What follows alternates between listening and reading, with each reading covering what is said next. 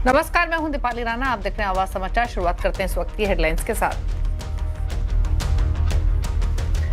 RBI ने जारी की अक्टूबर एमपीसी के मिनट्स। हाई फ्रीक्वेंसी डेटा से मिले अच्छे संकेत। दूसरी तिमाही में मजबूत रह सकती है इकोनॉमिक ग्रोथ। बाहरी मांग पर दिख सकता है टैरिफ का असर।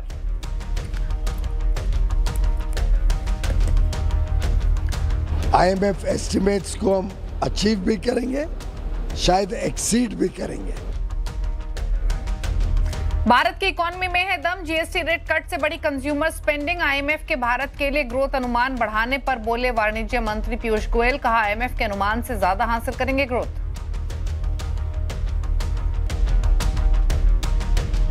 बाजार में शानदार बढ़त के साथ हुआ कामकाज। सेंसेक्स निफ्टी अच्छी बढ़त के साथ बंद। मिड कैप स्मॉल कैप शेयरों में रही खरीदारी। मेटल एफएमसीजी इंफ्रा इंडेक्स बढ़त पर क्लोज।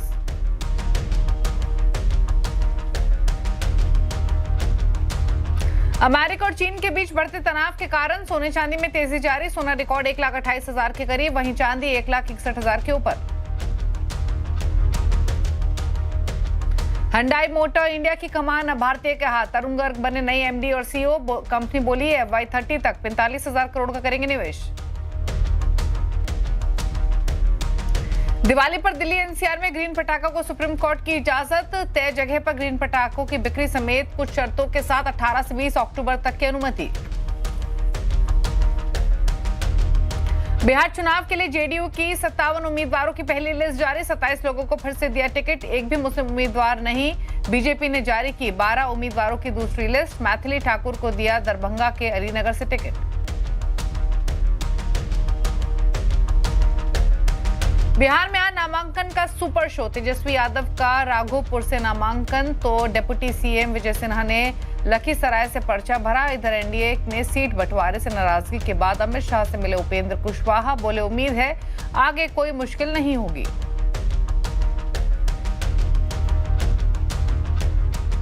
आरबीआई ने अक्टूबर एमपीसी बैठक के मिनट्स जारी किए हैं। आरबीआई गवर्नर संजय मल्होत्रा के मुताबिक हाई फ्रीक्वेंसी डेटा से अच्छे संकेत मिले हैं और दूसरी तिमाही में इकोनॉमिक ग्रोथ मजबूत रह सकती है। और डिटेल्स के लिए चलते हैं लक्ष्मण रॉय के पास। लक्ष्मण, बताइए आरबीआई ने एमपीसी के मिनट्स में क्या कहा है, क्या की हाइलाइट्स हैं?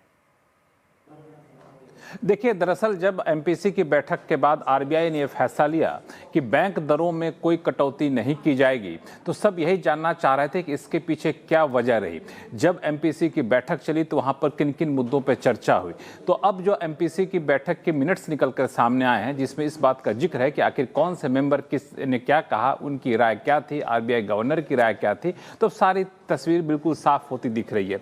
यहाँ पे एक बात साफ है जो आरबीआई गवर्नर ने कहा इस बैठक में कि हाई फ्रीक्वेंसी डेटा से अच्छे संकेत मिले हैं। यानी अर्थव्यवस्था की रफ्तार कैसी है, अर्थव्यवस्था में मजबूती कितनी है, इसको लेके जो अलग अलग आंकड़े आए हैं वो आंकड़े काफ़ी सकारात्मक संदेश दे रहे हैं।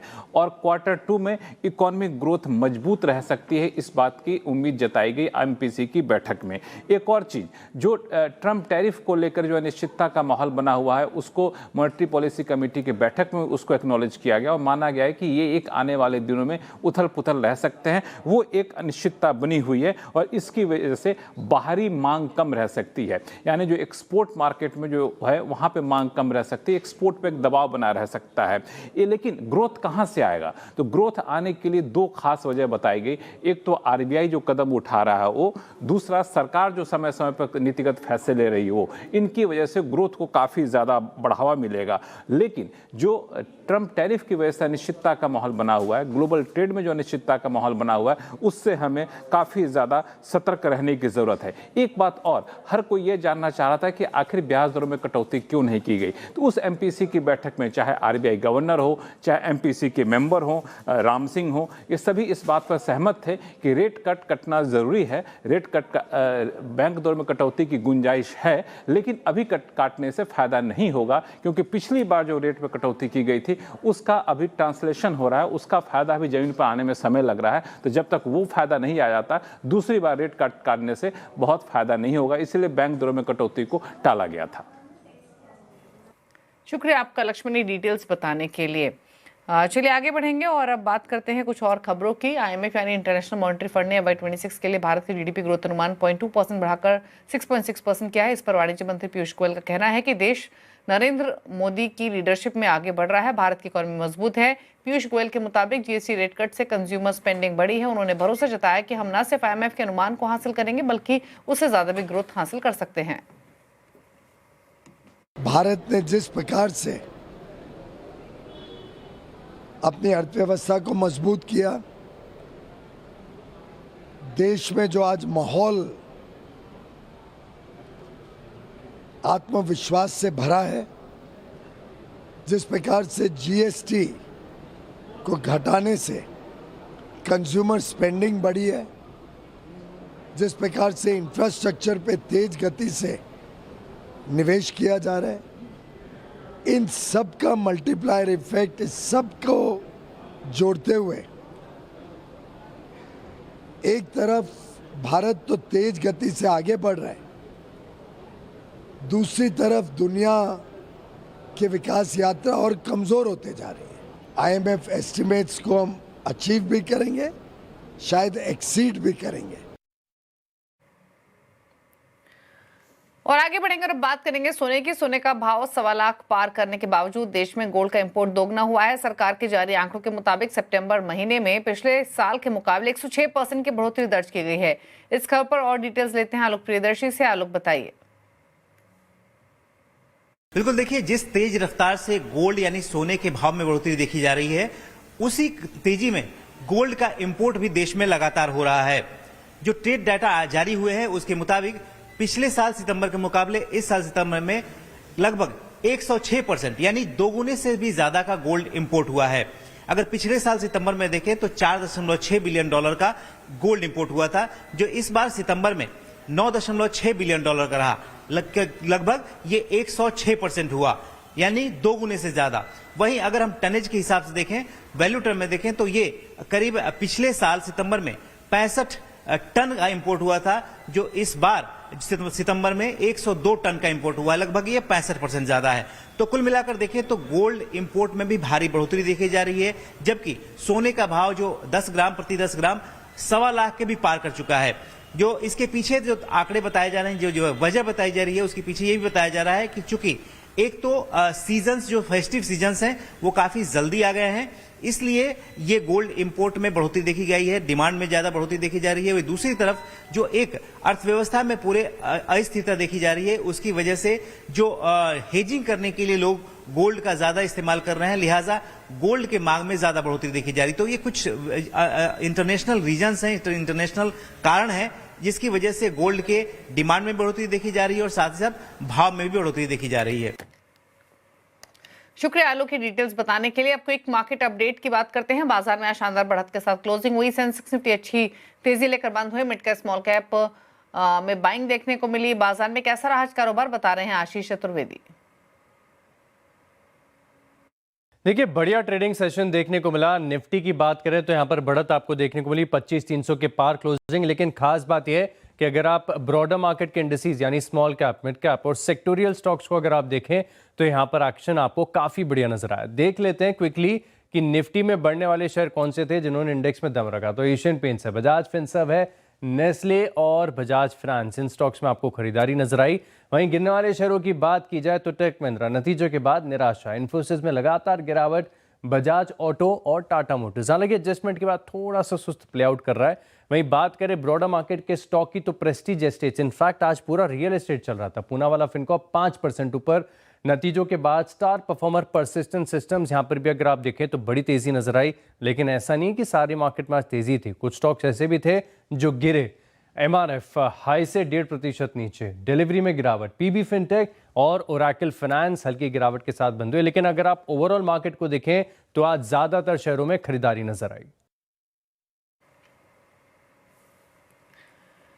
और एक साल में 15 से 20% रिटर्न मिल जाए तो भी बहुत है, ये कहना है केडिया सिक्योरिटीज के मैनेजिंग डायरेक्टर विजय केडिया का। हमारे मैनेजिंग एडिटर अनुज सिंघल से खास बातचीत में उन्होंने कहा कि टूरिज्म और हॉस्पिटल सनराइज इंडस्ट्री है जहां आगे अच्छे रिटर्न मिलेंगे।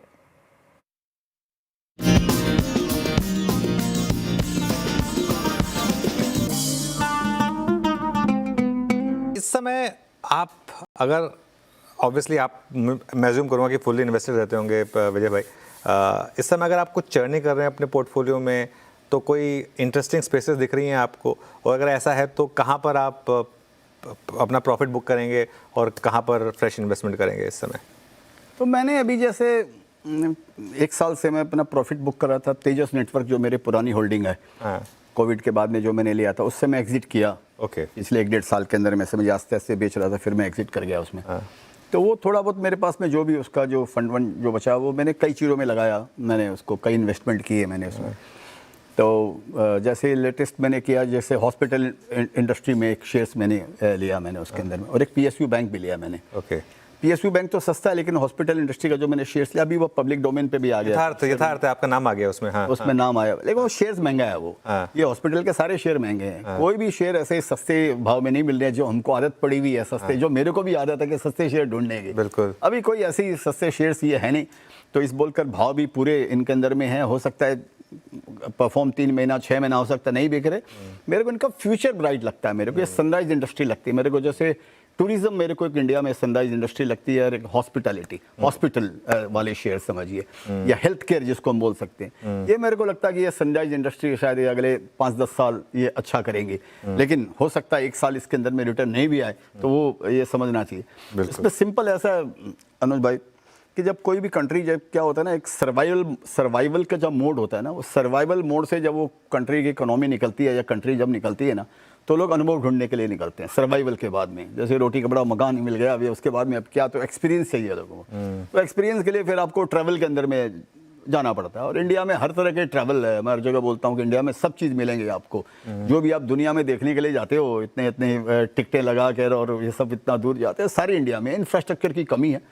गवर्नमेंट अभी फोकस कर रही है उनको कि 1300-1400 स्टेशनों को भी मॉडिफाई करने की बातें आ रही है, एयरपोर्ट भी बना रही है, कनेक्टिविटी बढ़ रही है, होटल बढ़ रही है। तो मेरे को लगता है टूरिज्म बढ़िया रहेगा। और हेल्थ केयर तो अगेन वही बात है कि जरा सा जब थोड़ी सी भी समृद्धि आती है तो सबको पहले सबसे पहला सुख निरोगी काया, दूसरा सुख घर में माया। तो सबको हेल्थ केयर के ऊपर में, माने जब बुद्धिमत्ता जब लोगों में जगती है ना, जब आदमी खुश होता है ना, तो वो ट्रैवल करता है। बिल्कुल। जब आदमी बुद्धिमान होता है ना, तो अपने हेल्थ पे ध्यान देता है। ये सिंपल है। और ये खुशी का और बुद्धिमानी का आपस में भी बड़ा समन्वय है आपस के अंदर। बहुत अच्छी बात कही है आपने, खुशी और बुद्धिमत्ता का जो मेल है, समन्वय मेल है इनका आपस के अंदर में। आप खुश रहेंगे तो आपकी बुद्धि बराबर काम करेगी। आप खुश नहीं हो तो आपकी बुद्धि भी, आप कितना भी पढ़ा लिखा होगा भूल जाएंगे, आपकी बुद्धि काम नहीं करेगी आपकी। तो ये ना इनका आपस में मेल है।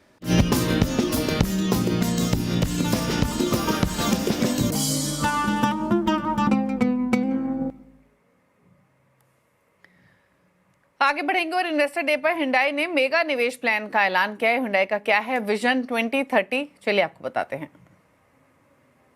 हुंडई के बहुत अग्रेसिव प्लान है और टारगेट यही है कि मार्केट कैप्चर करे, एसयूवीज में प्रेजेंस बढ़ाए, कैपेसिटी बढ़ाए, ज़्यादा से ज़्यादा गाड़ियां बेचे और मोस्ट इंपॉर्टेंट मार्केट शेयर को इंक्रीज करके सेकंड नंबर के स्पॉट पे बना रहे, जो कि थोड़ा सा डगमगाता हुआ दिखाई दिया है।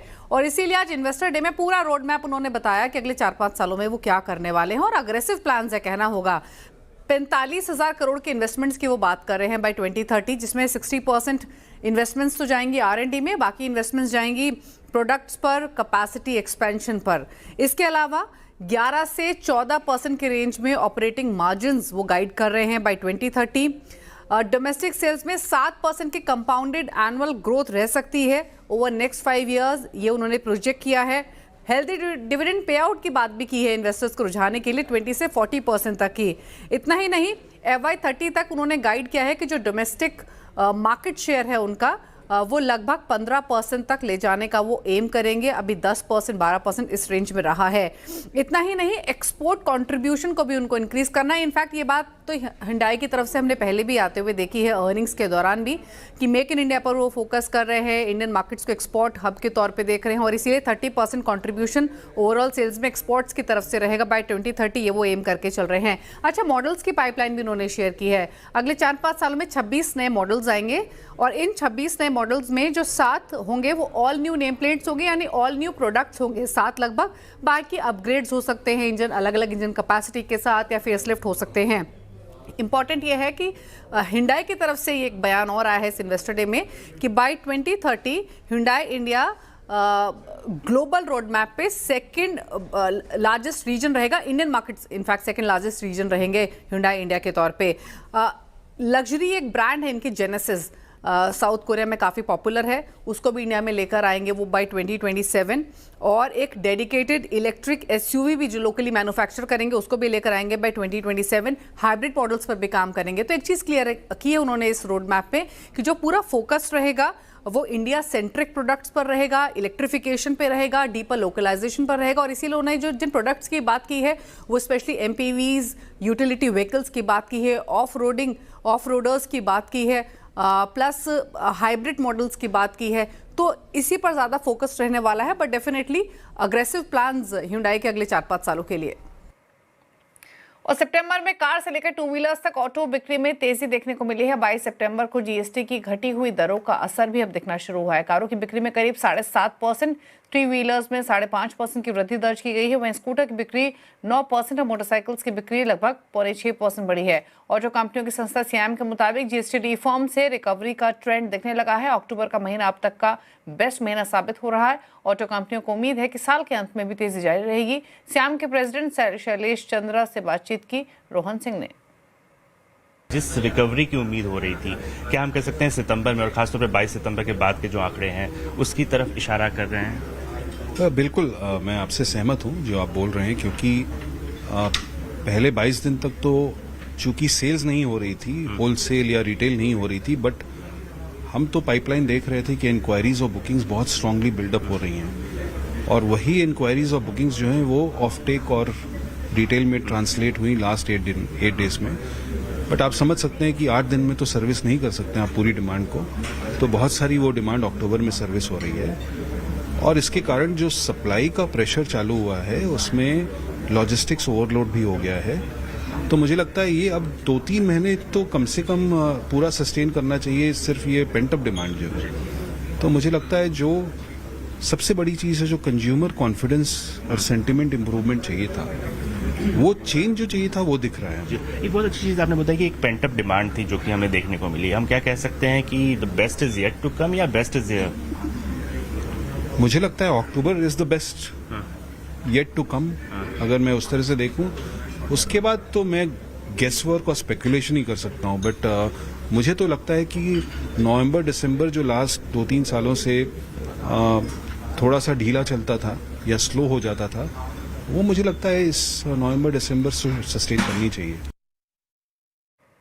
दिल्ली एनसीआर के लोग इस बार दिवाली पर पटाखे चला सकेंगे। सुप्रीम कोर्ट ने दिल्ली एनसीआर में ग्रीन पटाखे बेचने और जलाने की मंजूरी दी है। और डिटेल्स लेते हैं संवाददाता रोहन सिंह से। रोहन, बताइए ग्रीन पटाखों को लेकर सुप्रीम कोर्ट का क्या आदेश है?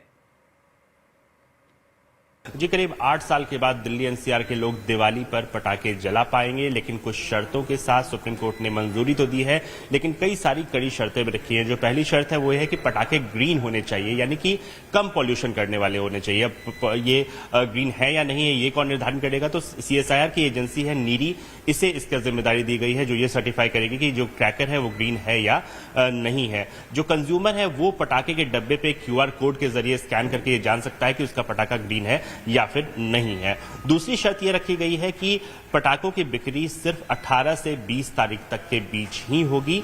इसके अलावा जो पटाखे जलाने का समय है वो भी निर्धारित किया गया है, सुबह 6 से 7 बजे और शाम को 8 से 10 बजे के बीच ही पटाखे जलाए जा सकेंगे। निर्धारित जगहों पे ही उसकी बिक्री हो पाएगी। उसकी जो लिस्ट है वो नीरी की वेबसाइट पे दी जाएगी। इसके अलावा दिल्ली के बाहर से किसी भी तरह के जो पटाखे हैं उनके लाने पर पूरी तरह से रोक लगाई गई है। किसी भी तरह के पटाखे की ऑनलाइन बिक्री नहीं की जाएगी, ये शर्त भी रखी गई है। साथ ही जो पेट्रोल टीम्स हैं वो अलग अलग जगह पे जो है बार बार देखेगी कि कहीं जो है इसका वायलेशन तो नहीं हो रहा है। अगर वायलेशन होता हुआ पाया जाएगा तो जो दुकानदार है उसका लाइसेंस भी रद्द किया जा सकता है, ये भी प्रावधान रखा गया है। सुप्रीम कोर्ट ने अपने फैसले में कहा है कि अब फिलहाल एक बैलेंस अप्रोच रखने की जरूरत है और ये एक ट्रायल के रूप में किया जा रहा है, और अगर ये सफल होता है तो आगे इसमें अगले सालों में देखा जाएगा कि कैसे लागू करना है या नहीं करना है। और दिल्ली सरकार के मंत्री मनजिंदर सिंह सिरसा ने सुप्रीम कोर्ट के फैसले का स्वागत किया है। इस ऑर्डर का स्वागत करता हूं जो माननीय सुप्रीम कोर्ट ने आज दिया है। इनके लिए जो केवल ग्रीन पटाखे यहां पर चलाए जाएंगे, डिप्टी कमिश्नर्स, डीसी, डीएम जो हैं वो इन पटाखों को डेजिग्नेट जगह पर बेचने की इजाजत देंगे। ये पटाखे केवल जो नीरी की और PSO पैसों की जो नॉर्म्स हैं, जो ग्रीन पटाखों को डिफाइन करती हैं, केवल उन्हीं ग्रीन पटाखों को NCR दिल्ली में लाने की इजाजत होगी और चलाने की इजाजत होगी। ना तो लड़ी पटाखों वाली जो लड़ी चलती है वो चलाई जाएगी और ना ही ई-कॉमर्स में जो ऑनलाइन पटाखे ऑर्डर किए जाते हैं ई-कॉमर्स के माध्यम से, ये बिल्कुल नहीं होंगे। आम आदमी पार्टी के नेता और दिल्ली के पूर्व पर्यावरण मंत्री गोपाल राय का कहना है कि ग्रीन पटाखों पर सुप्रीम कोर्ट के आदेश का पालन करवाना अब दिल्ली सरकार की जिम्मेदारी है। NGT के बैन लगाने के बाद से लगातार पिछले साल तो सुप्रीम कोर्ट इस फैसले तक पहुंच गया कि परंपरागत पूरे साल बैन किया जाए।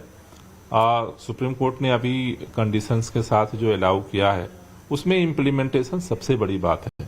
अब इस समय ग्रीन क्रैकर लोगों ने बनाए हैं, नहीं बनाए हैं, अगर बनाए नहीं है तो बिकेंगे क्या, बिकेंगे तो क्या, इस समय सीमा में कैसे कंट्रोल होगा, इन सारे चीजों का दारोमदार सरकार के ऊपर है।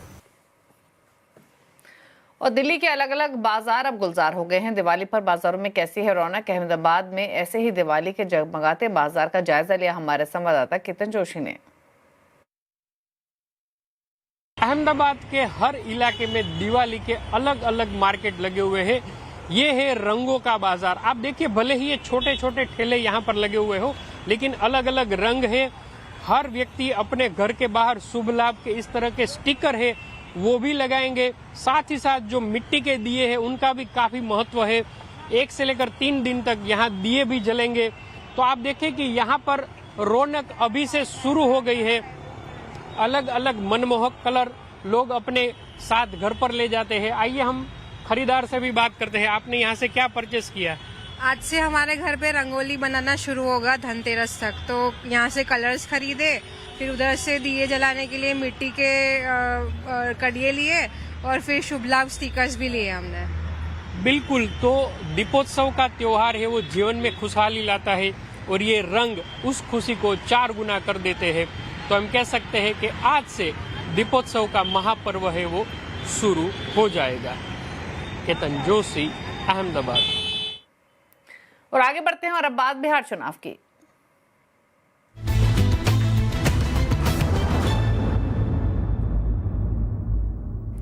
और बिहार में पहले फेज के लिए नामांकन गाजे बाजे के साथ चल रहा है। आरजेडी नेता तेजस्वी यादव ने राधोपुर सीट से अपना पर्चा दाखिल किया है। इस मौके पर लालू प्रसाद यादव और राबड़ी देवी मीसा भारती भी मौजूद रही। नामांकन से पहले तेजस्वी यादव ने लंबा रोड शो भी किया। ये तेजस्वी यादव का राधोपुर से तीसरा नामांकन है। इससे पहले 2015 और 2020 में भी तेजस्वी राधोपुर से जीत चुके हैं। राधोपुर को आरजेडी का पारंपरिक गढ़ और लालू परिवार की सीट माना जाता है। वहीं डेप्यूटी सीएम विजय सिन्हा ने भी लखीसराय से अपना नामांकन दाखिल किया। और बीजेपी ने आज अपनी दूसरी लिस्ट जारी की है। सूची में 12 नाम हैं, जिसमें गायिका मैथिली ठाकुर को अलीनगर से टिकट दिया गया है। एक दिन पहले ही मैथिली ठाकुर ने पटना में बीजेपी की सदस्यता ली थी।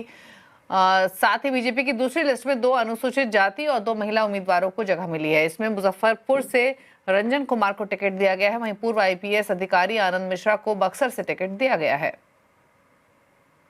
और इससे पहले जेडीयू ने अपनी पहली लिस्ट जारी की थी। इस लिस्ट में कुल 57 उम्मीदवारों के नाम शामिल हैं। इसमें 27 लोगों को फिर से मौका दिया गया है, लेकिन लिस्ट में एक भी मुसलमान नहीं है। इस लिस्ट में लवकुश यानी कुर्मी कोयरी समाज से 23 उम्मीदवारों को मौका दिया गया है। लवकुश को बिहार में जेडीयू का कोर वोट बैंक माना जाता है। इसके अलावा अति पिछड़े वर्ग से 9, दलित वर्ग से 12 और सवर्ण यानी सामान्य वर्ग से 12 उम्मीदवारों को टिकट जारी किया गया है। पार्टी ने 4 महिला उम्मीदवारों पर भरोसा जताया है।